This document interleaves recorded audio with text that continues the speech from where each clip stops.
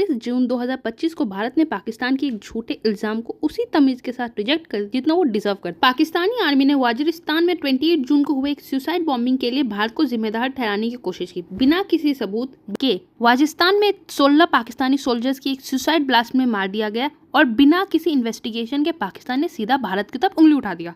पाकिस्तान के army chief पहले अब ये स्टेटमेंट सुनिए कि आसिम मुनीर ने बोला क्या। Stand firm with the Kashmiri people for their right of self-determination, for the resolution of the internationally recognized long-standing dispute in accordance with the United Nations Security Council resolutions and the aspirations of the people of Kashmir. What India tends to term as terrorism is in fact the legitimate struggle as per the international conventions. Those who endeavored to subdue the will of Kashmiri people and sought conflict elimination instead of resolution have made it more relevant and pronounced through their own actions. As Allah has said, وَمَكَرُوا وَمَكَرَ اللَّهُ وَاللَّهُ خَيْرُ الْمَاكِرِينَ, and they planned and Allah.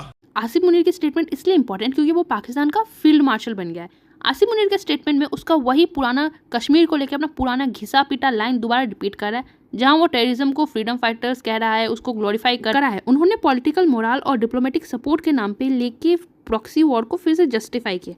India का इस पे stand क्या था? MEA ने साफ कह दिया, we reject the statement with the contempt और इट डिजर्व। भारत का मैसेज एकदम क्लियर था, we do not entertain terrorist sympathiser hiding behind diplomatic Wales.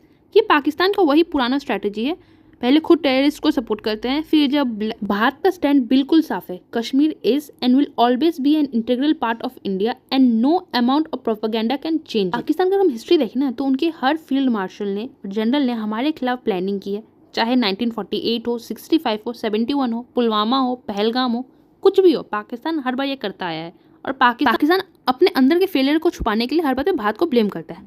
Pakistan एक ऐसा देश है जो हमारे डेवलपमेंट के रास्ते पे आ रहा है। पाकिस्तान कहीं आसपास नहीं है हमारे, लेकिन जैसे ही कुछ हो रहा है वो लोग अटैक करते हैं। वो अपने फेलियर को छुपाने के लिए हमारे पे अटैक्स करते रहेंगे। उनका ऑब्सेशन है कश्मीर कश्मीर कश्मीर। वहाँ के लीडर्स को अपने लोगों की तो परी नहीं है। भारत को क्या करना चाहिए? अपनी इकोनॉमी को और मजबूत करो। हमारी इकोनॉमी मजबूत हो रही है और मजबूत करो। इसराइल के साथ डिफेंस पार्टनरशिप और डिपेंड करो।